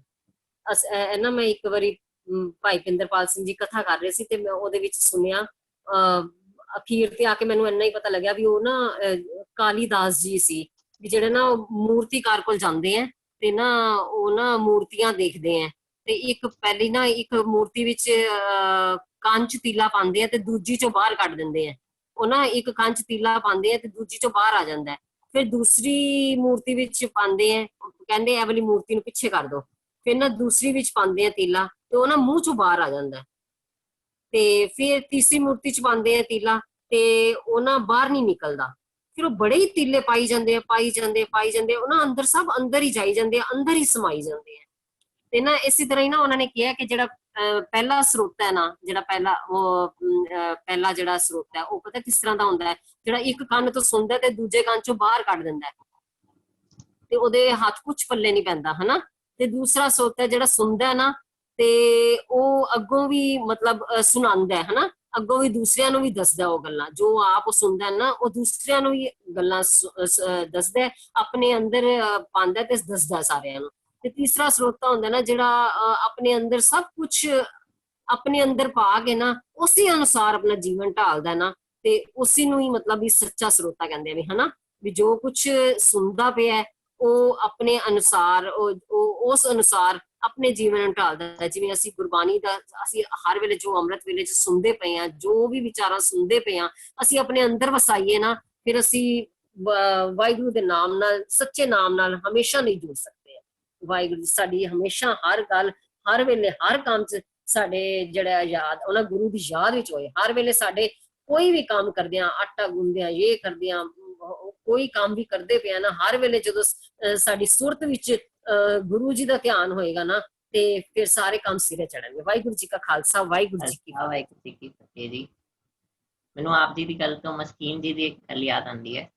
ਉਹ ਕਹਿੰਦੇ ਕਿ ਪਰਮਾਤਮਾ ਨੂੰ ਪਾਣਾ ਸਭ ਤੋਂ ਸੌਖਾ ਤੇ ਸਭ ਤੋਂ ਔਖਾ ਕੰਮ ਹੈ। ਸਭ ਤੋਂ ਸੌਖਾ ਕਿਉਂ ਹੈ ਕਿ ਇੱਕ ਵਾਰ ਵਾਹਿਗੁਰੂ ਇਸ ਤਰ੍ਹਾਂ ਕਹਿਣਾ ਹੈ ਕਿ ਅੰਦਰੋਂ ਦੀ ਕਹਿਣਾ ਹੈ। ਸਭ ਤੋਂ ਸੌਖਾ ਇਸ ਕਰਕੇ ਹੈ ਵੀ ਇੱਕ ਵਾਰੀ ਵਾਹਿਗੁਰੂ ਉਹੋ ਜਿਹਾ ਨਿਕਲ ਜਾਵੇ। ਸਭ ਤੋਂ ਔਖਾ ਕਿਉਂ ਹੈ ਕਿ ਪਤਾ ਨਹੀਂ ਉਸ ਤੋਂ ਪਹਿਲਾਂ ਕਿੰਨੀ ਵਾਰ ਸਾਨੂੰ ਵਾਹਿਗੁਰੂ ਕਹਿਣਾ ਪਵੇ ਤਾਂ ਉਹ ਵਾਲਾ ਵਾਹਿਗੁਰੂ ਨਿਕਲੇ ਜਿਹਦੇ ਨਾਲ ਸਾਡਾ ਕਨੈਕਸ਼ਨ ਜੁੜ ਜਾਵੇ। ਤੇ ਅੱਜ ਕੱਲ੍ਹ ਆਨਲਾਈਨ ਦਾ ਜ਼ਮਾਨਾ ਹੈ ਤੇ ਸਾਡੀ ਸਕੂਲ ਦੀਆਂ ਕਲਾਸਿਸ ਆਨਲਾਈਨ ਲੱਗਦੀਆਂ ਨੇ। ਤੇ ਕਈ ਵਾਰੀ ਕੀ ਹੁੰਦਾ ਹੈ ਕਿ ਕੋਈ ਬੱਚਾ ਕਲਾਸ ਔਨ ਕਰਕੇ ਵੀ ਆਪਣਾ ਕੈਮਰਾ ਬੰਦ ਕਰਕੇ ਆਪਣੇ ਕੰਮ ਕਰਨ ਚਲ ਜਾਂਦਾ ਹੈ, ਜਾਂ ਫਿਰ ਕਈ ਬੱਚੇ ਕਲਾਸ ਅਟੈਂਡ ਕਰਦੇ ਕਰਦੇ ਸੋ ਜਾਂਦੇ ਨੇ। ਤੇ ਟੀਚਰ ਦੀ ਗੱਲ ਤਾਂ ਹੁਣ ਚੱਲੀ ਜਾ ਰਹੀ ਹੈ। ਕਿਹੜਾ ਬੱਚਾ ਹੁਣ, ਕਿਹਨੂੰ ਅਸੀਂ ਸ੍ਰੇਸ਼ਟ ਵਿਦਿਆਰਥੀ ਕਹਿ ਸਕਦੇ ਹਾਂ, ਕਿਹਨੂੰ ਅਸੀਂ ਸੁਚੱਜਾ ਵਿਦਿਆਰਥੀ ਕਹਿ ਸਕਦੇ ਹਾਂ, ਜਿਹੜਾ ਸੁਚੇਤ ਹੋ ਕੇ, ਜਿਹੜਾ ਪੂਰਾ ਚੁਸਤ ਹੋ ਕੇ ਸੁਣੇ ਗੱਲ ਨੂੰ ਤੇ ਆਪਣੇ ਅੰਦਰ ਵਸਾਵੇ। ਇੱਕ ਆਂਟੀ ਜੀ ਨੇ ਸਾਨੂੰ ਦੱਸਿਆ, ਇੱਕ ਮੂਰਤੀ ਇੱਕ ਕੰਨ ਤੋਂ ਸੁਣ ਕੇ ਦੂਜੇ ਤੋਂ ਕੱਢਤਾ ਉਹ ਲਾਪਰਵਾਹ ਹੈ, ਜਿਹਨੇ ਸੁਣ ਕੇ ਮੂੰਹ ਚੋਂ ਕੱਢਤਾ ਅੰਦਰ ਨਹੀਂ ਵਸਾਇਆ ਉਹ ਬੜਬੋਲੀ ਹੈ, ਉਹ ਚਾਪਲੂਸ ਹੈ। ਜਿਹਨੇ ਅੰਦਰ ਵਸਾ ਲਿਆ, ਅੰਦਰ ਰੱਖ ਲਈ ਗੱਲ, ਉਹ ਸਿਆਣੀ ਹੈ, ਉਹ ਉੱਤਮ ਹੈ।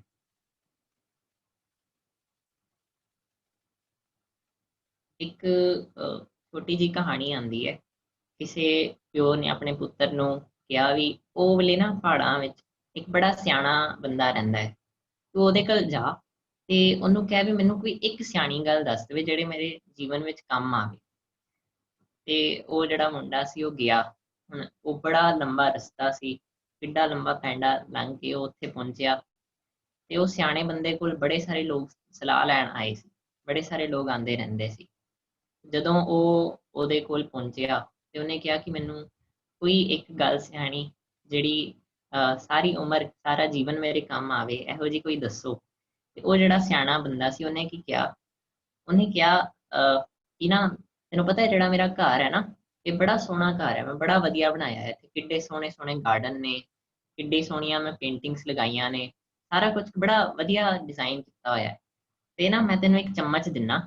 ਉਹਨੇ ਚਮਚ ਵਿੱਚ ਨਾ 1-2 ਬੂੰਦਾਂ ਤੇਲ ਦੀਆਂ ਪਾਤੀਆਂ ਕਿ ਤੂੰ ਇਹ ਚਮਚ ਲੈ ਕੇ ਜਾ ਤੇ ਤੂੰ ਮੇਰਾ ਸਾਰਾ ਘਰ ਦੇਖ ਕੇ ਆ, ਘੁੰਮ ਕੇ ਆ, ਤੇ ਧਿਆਨ ਰੱਖੀ ਇਹ ਬੂੰਦਾਂ ਨਹੀਂ ਡਿੱਗਣੀਆਂ ਚਾਹੀਦੀਆਂ। ਤੇ ਜੀ ਉਹ ਮੁੰਡਾ ਜਿਹੜਾ ਸੀ ਉਹਨੇ ਇੱਕ ਹੱਥ 'ਚ ਚਮਚ ਲਿਆ ਵਿੱਚ ਤੇਲ ਦੀਆਂ ਬੂੰਦਾਂ ਤੇ ਉਹਦਾ ਘਰ ਦੇਖਣ ਨਿਕਲ ਪਿਆ। ਹੁਣ ਉਹਨੇ ਬੜਾ ਸੋਹਣਾ ਉਹਨੂੰ ਲੱਗਿਆ ਵੀ ਕਿੱਡਾ ਸੋਹਣਾ ਗਾਰਡਨ ਬਣਾਇਆ ਹੈ, ਵਿੱਚ ਇੱਕ ਫੁਹਾਰਾ ਵੀ ਲਗਾਇਆ ਹੋਇਆ ਹੈ ਹਨਾ, ਉਹ ਵਾਲੀ ਪੇਂਟਿੰਗ ਕਿੰਨੀ ਸੋਹਣੀ ਹੈ, ਦੀ ਪੌੜੀਆਂ ਦਾ ਡਿਜ਼ਾਈਨ ਕਿੰਨਾ ਵਧੀਆ ਬਣਾਇਆ ਹੈ। ਏਦਾਂ ਸਾਰਾ ਘਰ ਘੁੰਮ ਕੇ ਜਦੋਂ ਵਾਪਿਸ ਆਇਆ ਤੇ ਉਹਨੇ ਕਿਹਾ ਜੀ ਮੈਂ ਸਾਰਾ ਕੁਝ ਦੇਖ ਆਇਆ। ਤੇ ਜਿਹੜਾ ਉਹ ਸਿਆਣਾ ਬੰਦਾ ਸੀ ਉਹਨੇ ਕਿਹਾ ਤੇਰੀਆਂ ਬੂੰਦਾਂ ਕਿੱਥੇ ਗਈਆਂ ਤੇਲ ਦੀਆਂ ਜਿਹੜੀਆਂ ਪਾਈਆਂ ਸੀ। ਤੇ ਉਹ ਮੁੰਡੇ ਨੇ ਥੱਲੇ ਦੇਖਿਆ, ਉਹ ਚਮਚ ਸਾਰਾ ਖਾਲੀ ਸੀ। ਸਾਰਾ ਕੁਝ ਦੇਖਦੇ ਦੇਖਦੇ ਉਹਦਾ ਧਿਆਨ ਹੀ ਨਹੀਂ ਰਿਹਾ ਵੀ ਚਮਚ ਵਿੱਚ ਤੇਲ ਸੀਗਾ, ਤੇ ਉਹ ਸਾਰਾ ਡਿੱਗ ਗਿਆ। ਤੇ ਉਹ ਸਿਆਣੇ ਬੰਦੇ ਨੇ ਕਿਹਾ ਵੀ ਇੱਕ ਵਾਰੀ ਦੁਬਾਰਾ ਜਾ ਕੇ ਆ। ਤੇ ਉਹ ਬੰਦਾ ਇੱਕ ਵਾਰੀ ਫਿਰ ਤੋਂ ਗਿਆ। ਇਸ ਵਾਰੀ ਉਹਨੇ ਬੜਾ ਧਿਆਨ ਰੱਖਿਆ ਵੀ ਚਮਚ ਵਿੱਚ ਜਿਹੜੀਆਂ ਤੇਲ ਦੀਆਂ ਬੂੰਦਾਂ ਨੇ ਡਿੱਗਣ ਨਾ। ਸਾਰਾ ਰਸਤਾ ਉਹਨੇ ਧਿਆਨ ਰੱਖਿਆ ਵੀ ਕਿਸੇ 'ਚ ਟੱਕਰ ਨਾ ਹੋਵੇ, ਕਿਤੇ ਮੈਂ ਹੋਰ ਮੇਰਾ ਪੈਰ ਨਾ ਫਿਸਲੇ, ਮੈਂ ਡਿੱਗਾ ਨਾ। ਏਦਾਂ ਕਰਦੇ ਕਰਦੇ ਸਾਰਾ ਘਰ ਇੱਕ ਵਾਰੀ ਫਿਰ ਘੁੰਮ ਕੇ ਉਹ ਵਾਪਿਸ ਆਇਆ। ਤੇ ਇਸ ਵਾਰੀ ਜਿਹੜਾ ਸਿਆਣਾ ਬੰਦਾ ਸੀ ਉਹਨੇ ਕਿਹਾ ਕਿਹੜੇ ਰਸਤੇ ਤੋਂ ਗਿਆ ਸੀ, ਉਹਨੇ ਕਿਹਾ ਜੀ ਇਹ ਵਾਲੇ ਰਸਤੇ ਤੋਂ ਗਿਆ ਸੀ। ਤੇ ਉਹ ਜਿਹੜਾ ਸਿਆਣਾ ਬੰਦਾ ਸੀ ਉਹਨੇ ਕਿਹਾ ਉਹ ਰਸਤੇ 'ਚ ਇੱਕ ਉਹ ਚੀਜ਼ ਲੱਗੀ ਹੋਈ ਹੈ, ਉਹ ਤੂੰ ਦੇਖੀ, ਉੱਥੇ ਇੱਕ ਆਹ ਚੀਜ਼ ਮੈਂ ਟੰਗੀ ਹੋਈ ਹੈ, ਉਹ ਤੂੰ ਦੇਖੀ।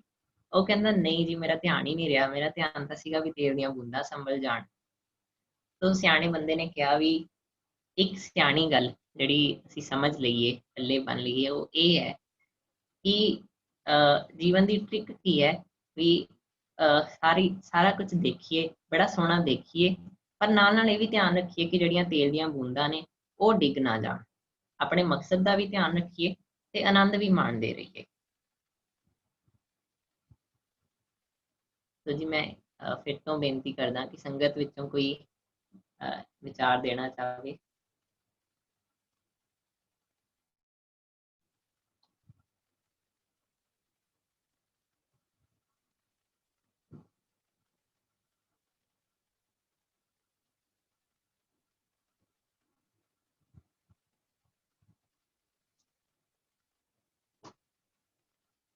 एक मैनूं ये लगता है कि परमात्मा ने इस संसार ਨੂੰ कुछ इस तरह डिजाइन किया है कि ਇਹਦਾ ਜਿਹੜਾ ਟਾਈਮ ਦਾ ਇੱਕ ਡਾਇਮੈਂਸ਼ਨ ਹੈ ਉਹ ਯੂਨੀ ਡਾਇਰੈਕਸ਼ਨਲ ਬਣਾਇਆ, ਇੱਕੋ ਹੀ ਡਾਇਰੈਕਸ਼ਨ ਵਾਲਾ। ਜੇ ਮੈਂ ਕਿਸੇ ਚੀਜ਼ ਦਾ ਮੈਨੂੰ ਪਛਤਾਵਾ ਹੁੰਦਾ ਹੈ, ਮੈਂ ਉਸ ਸਮੇਂ ਉਹ ਚੀਜ਼ ਇਸ ਤਰ੍ਹਾਂ ਕਰ ਲੈਂਦਾ ਤਾਂ ਉਹ ਮੈਂ ਠੀਕ ਨਹੀਂ ਕੀਤੀ, ਤੇ ਉਹਨੂੰ ਮੈਂ ਨਹੀਂ ਬਦਲ ਸਕਦਾ। ਇੱਕ ਡਾਇਰੈਕਸ਼ਨ ਵਾਲਾ ਉਹਨੂੰ ਬਣਾਇਆ, ਤਾਂ ਮੈਂ ਕੀ ਬਦਲ ਸਕਦਾ ਕਿ ਮੈਂ ਅੱਜ ਕੀ ਕਰਦਾ ਹਾਂ, ਮੈਂ ਕੱਲ ਵਾਸਤੇ ਕੀ ਸੋਚਦਾ, ਮੈਂ ਕੱਲ ਕੀ ਕਰਾਂਗਾ। ਇੱਕ ਜਿਹੜੀ ਦੂਸਰੀ ਗੱਲ ਮੈਨੂੰ ਲੱਗਦੀ ਹੈ ਕਿ ਜਿਹੜਾ ਸਾਡਾ ਇਹ ਆਟਾ ਕਬੀਰ ਜੀ ਦੱਸਦੇ ਨੇ, ਇਹ ਚਿੱਕੜ ਵਿੱਚ ਡਿੱਗਣਾ ਹੀ ਡਿੱਗਣਾ ਹੈ। ਅਸੀਂ ਇਹਨੂੰ ਜਿੰਨਾ ਮਰਜ਼ੀ ਸਾਂਭਣ ਦੀ ਕੋਸ਼ਿਸ਼ ਕਰ ਲਈਏ, ਇਹ ਡਿੱਗਣਾ ਹੀ ਡਿੱਗਣਾ ਹੈ। ਅਸੀਂ ਇੱਕ ਛੋਟਾ ਜਿਹਾ ਐਕਸਪੈਰੀਮੈਂਟ ਕਰ ਸਕਦੇ ਹਾਂ।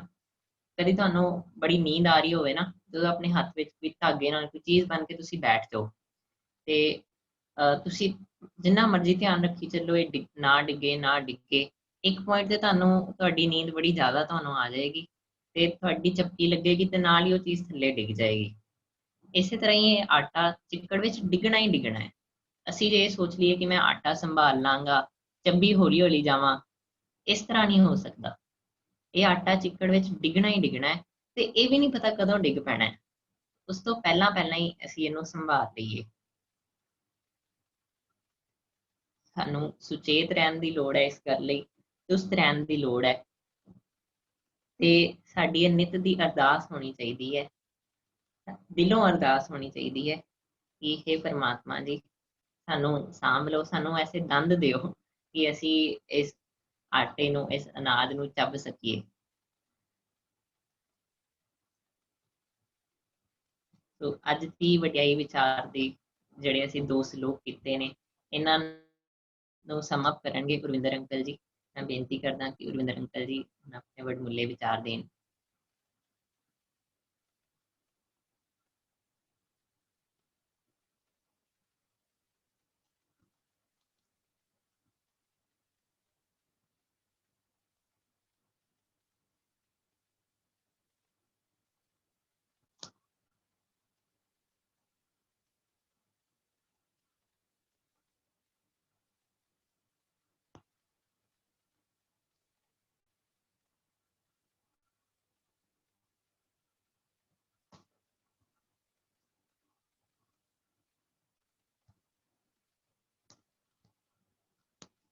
ਵੀਰ ਜੀ ਜੁੜੇ ਹੋਏ ਨੇ ਗੁਰਵਿੰਦਰ ਅੰਕਲ?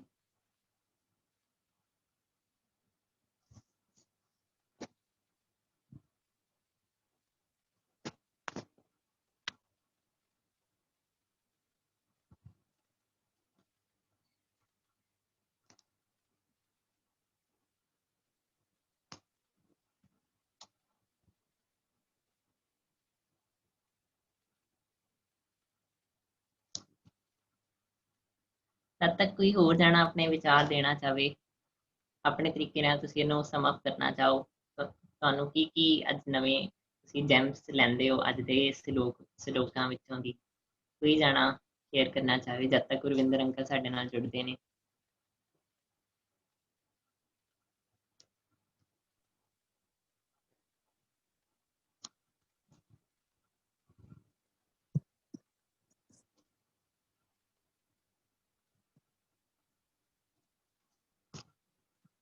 ਇੱਕ ਜੀ हैंड रेज है।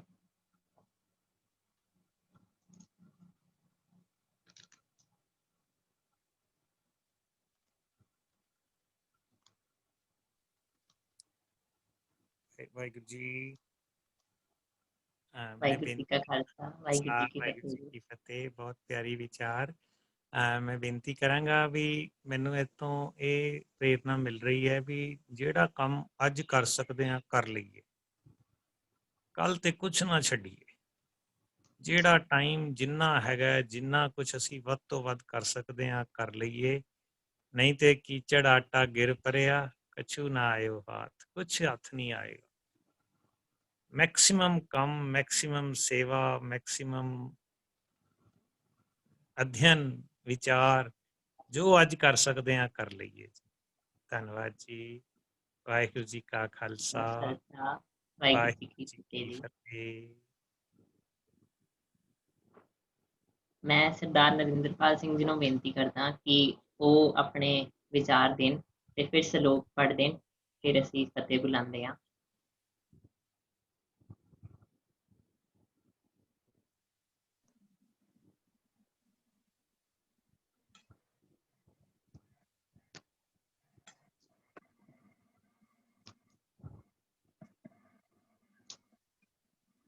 ਵਾਹਿਗੁਰੂ ਜੀ। महला पंजमा।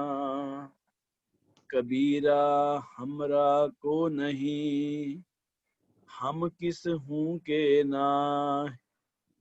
जिन एहो रचन रचाया, तिस ही माए समाए। कबीरा हमरा को नहीं, हम किस हूँ के नाहे। जिन एहो रचन रचाया, तिस ही माए समाए।